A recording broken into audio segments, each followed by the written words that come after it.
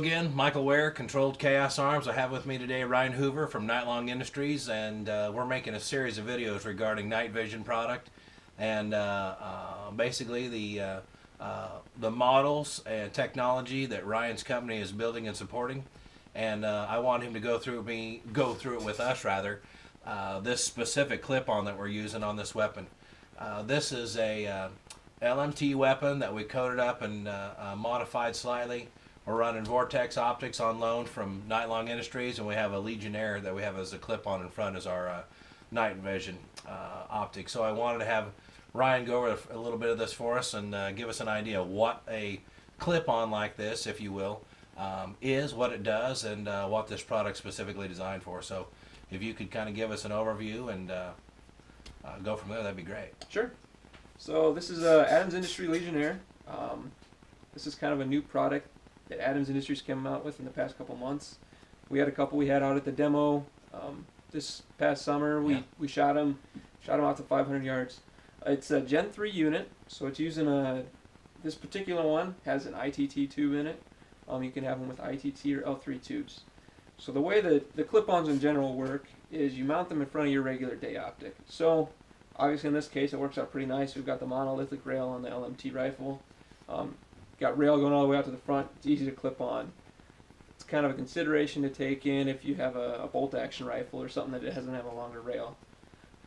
What it does, you'll mount it in front of your regular day optic. So you just use your regular day scope as if you were shooting during the day. This specific unit, the Legionnaire, is calibrated to be within a half MOA of your day zero. So if we go out, shoot this rifle, we get our day zero, put the clip-on on, shouldn't be more than a half inch off from wherever your day zero is. Mm-hmm. And they're very repeatable.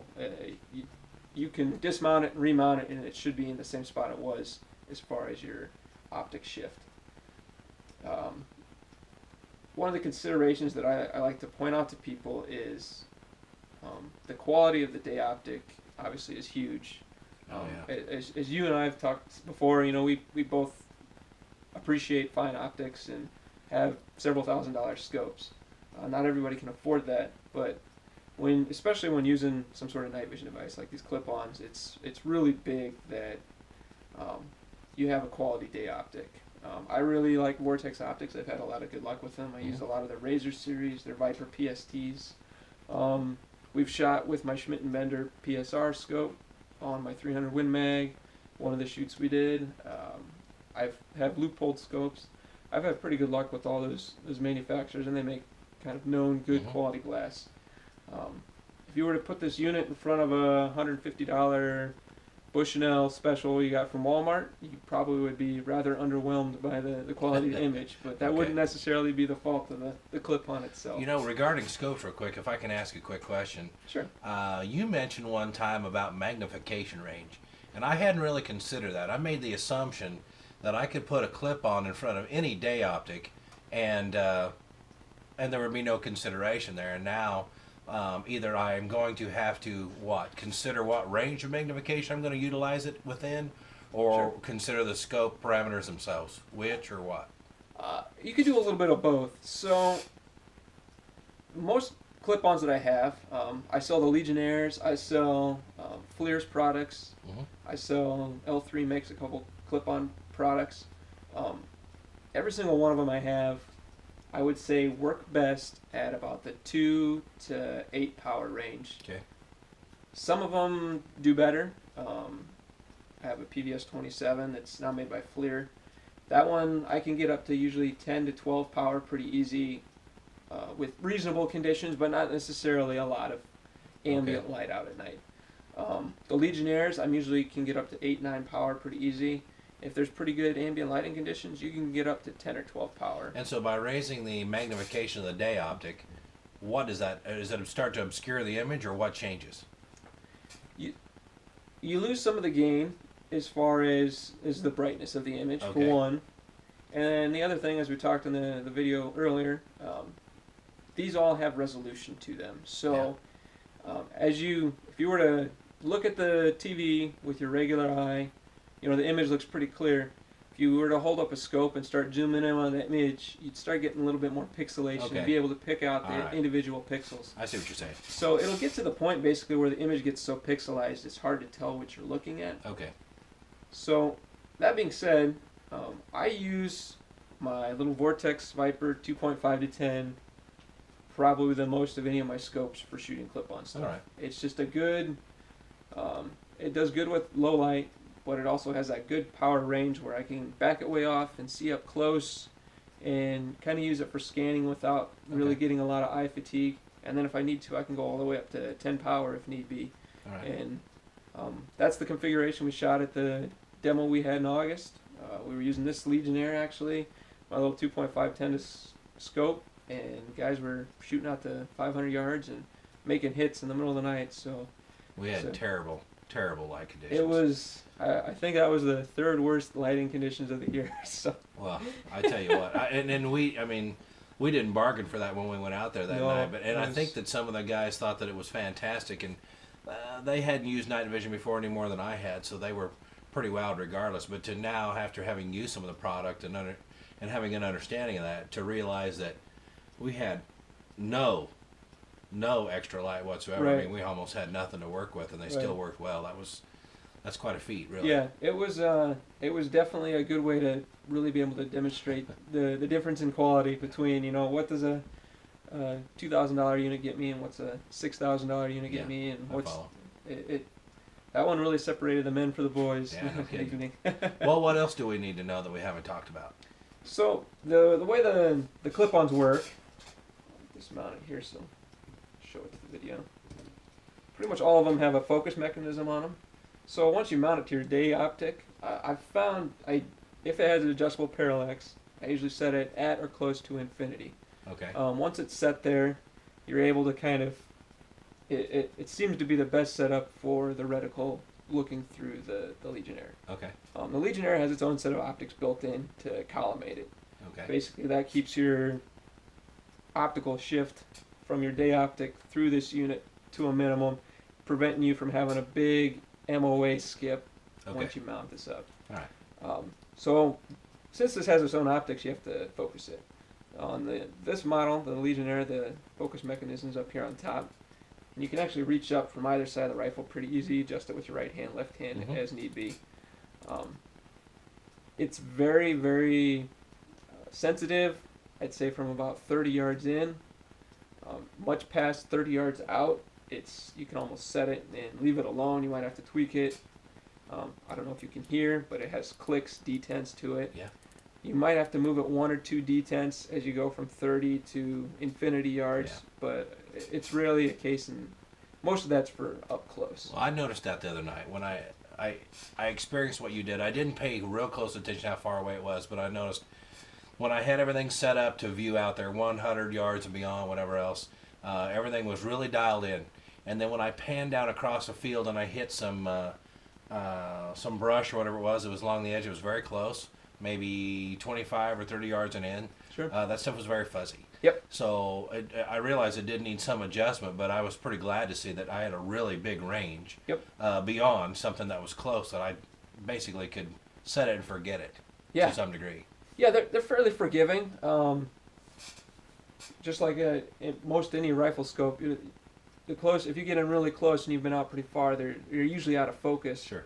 This kind of magnifies that to a degree. So you Okay. got to stay on top of it, but they're pretty clear. You've used this unit Mhm. quite a bit, and I mean you can see quite a ways and make hits pretty effectively at long range even with the unit. Mm-hmm. One of the other features, it's built in. It's got a rail mount on the bottom. So this is a quick detach mount. It's real easy to take on and off, so you can just clip it on to the rail. As soon as you're done, clip it off. It's easy to take on and off. This particular mount is what comes installed on all the Adams Industries Legionnaires. It's kind of it reminds me of an ADM style mount, the way it operates and how it works. On the other side, we have the gain control knob over here. So when we're talking about the quality of the image and the brightness of the picture, the gain control actually controls how bright the picture gets and how dim it gets. Mhm.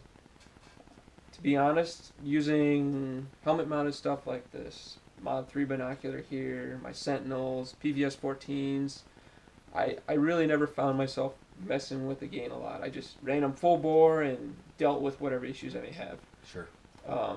It's a very handy feature to have the gain control though on the clip-ons. A lot of times what you'll run into when we take ours out hunting, we might be hunting in a wood line, or facing a wood line I should say. So you got a very dark wood line and then the field's kind of illuminated. Yeah. As you get more snowfall on the ground, even more so, it really accents that contrast. Sure. What you'll find is as stuff comes out of the woods, you can lose it in that contrast because you have this dark background, this really bright contrast in front of it. You can kind of lose stuff. Well, the benefit the gain control has is you can kind of start turning that down until you start getting that definition back. Kind of getting that line between the two instead of this bright spot, dark spot, which is very handy to have. This unit runs on a CR123 or a AA battery. Okay. So the battery cap is just screw it off, and inside there's actually a little on the top of the housing here. If you want to use it with a CR123, you just unscrew this insert in that screw cap, flip it over, and you can use the CR123 and it'll work great. Either battery, they usually get around 20 to 30 hours life out of them pretty easy. The one recommendation I make with this and all the other night vision thermal type equipment I sell, use the lithium batteries. They get a lot better life. They're really not that much more expensive, and the big thing is if you leave an alkaline battery in here and sit and it dies, you get all that corrosion. I think we've all dealt with it. You know, some flashlight we forgot in our toolbox. Well, flashlight that I throw away that I bought for $13 in a panic one night at a gas station when I need to look at a broken belt or something under my truck hood.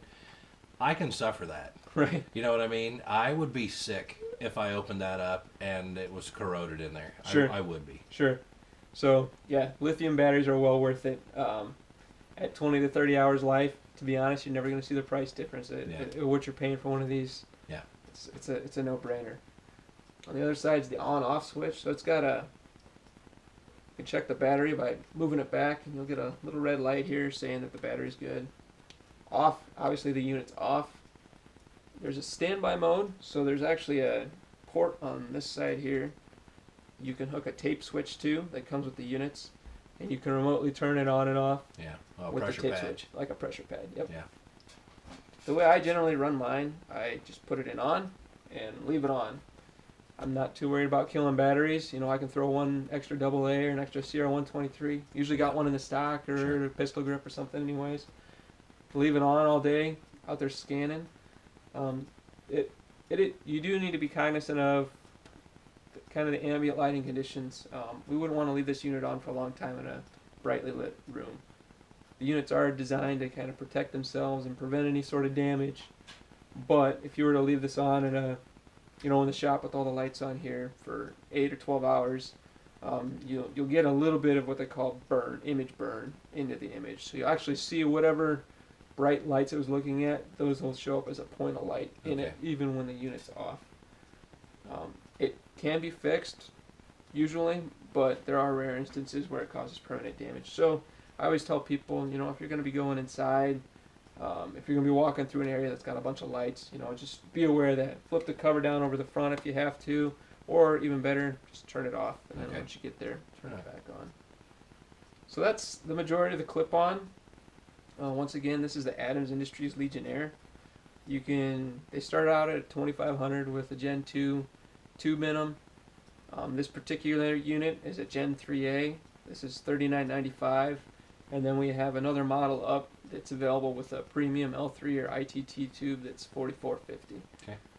And comes with the unit, some accessories, a cover for the back, and it all comes in a kit bag ready to go. Okay. Fair enough. Well, I think we covered that a little bit. Those are some of the topics that I wanted to go over. I wanted to, double check to make sure that I understood what you told me properly and I'd utilized it correctly, of course. Sure. And then I thought that maybe the discussion would help some other people who had the same kinds of questions. Yeah. Okay. Well, that does it. Once again, Michael Ware with Controlled Chaos Arms. Thanks to Ryan Hoover from Nightlong Industries, and it's Nightlong, IND Ryan.com. He has a Facebook page presence, as do we. So solicit him. Ryan's a good guy. We've visited quite a little bit, and if you've got questions, seek him out. Ask him the questions, and I'm sure he's got answers or can get them. All right. Thanks, guys. See you again.